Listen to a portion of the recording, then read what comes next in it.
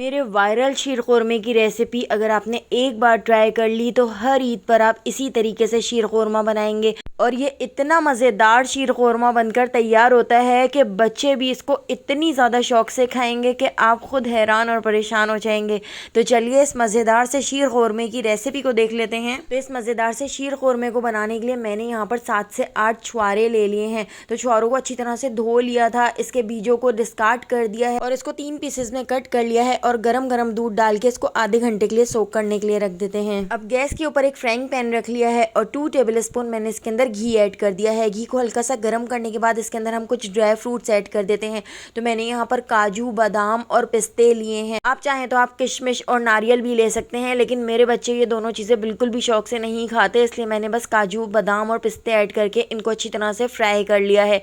इनके ऊपर हल्का हल्का सा गोल्डन सा कलर आना शुरू हो चुका है। तो बस 2 से 3 मिनट हमने लो फ्लेम पर इनको अच्छी तरह से रोस्ट कर लिया है, इनको फ्राई कर लिया और एक प्लेट में निकाल के रख लिया है। अब इसी घी के अंदर मैं ऐड कर देती हूँ 1 पैकेट वर्मिसेली सेवइयों की। तो सेवइयाँ ऐड करके सेवइयों को भी हमने लो फ्लेम पर अच्छी तरह से फ्राई कर लेना है। वैसे ये रोस्टेड सेवइयाँ होती हैं, लेकिन अगर आप इनको थोड़ा सा रोस्ट कर लेंगे तो और अच्छा टेस्ट हो जाएगा। सेवइयों को फ्राई करके इनको भी मैं साइड पर रख दूँगी। अब मैंने एक फ्राइंग पैन ले लिया है और इसके अंदर हम ऐड कर देते हैं 3/4 कप चीनी।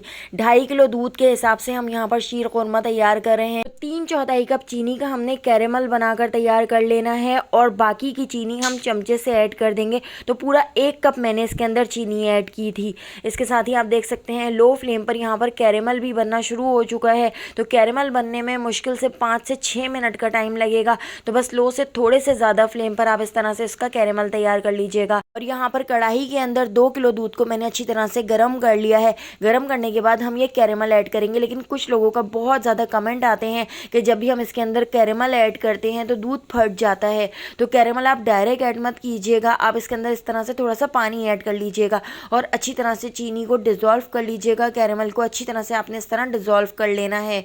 जब आप इस तरीके से दूध के अंदर ये कैरेमल ऐड करेंगे तो दूध बिल्कुल भी नहीं फटेगा और बहुत अच्छा आपका शीर ख़ुरमा बनकर तैयार होगा। तो दूध के अंदर हम ये कैरेमल ऐड कर देते हैं और इसको अच्छी तरह से मिक्स कर लेंगे। अभी मैंने यहाँ पर 2 किलो दूध लिया है, थोड़ा दूध हम बाद में भी ऐड करेंगे ताकि इसकी कंसिस्टेंसी बिल्कुल परफेक्ट रहे। 3 हरी इलायची ऐड कर दी हैं और इसको भी मिक्स कर लेते हैं। और यहाँ पर हमारी सेवइयाँ भी रोस्ट हो चुकी थी, तो सेवइयों को भी रोस्ट करके मैंने साइड पर रख दिया था।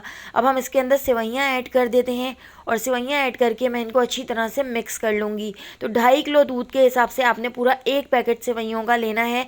मैंने बाद में इसमें थोड़ी सी और सेवइयाँ भी ऐड कर ली थी, तो पूरा 1 पैकेट सेवइयाँ बिल्कुल परफेक्ट रहती हैं। आपको जितना गाढ़ा और जितना पतला शीर ख़ुरमा पसंद है तो उस हिसाब से आप इसके अंदर थोड़ा दूध और ऐड कर सकते हैं।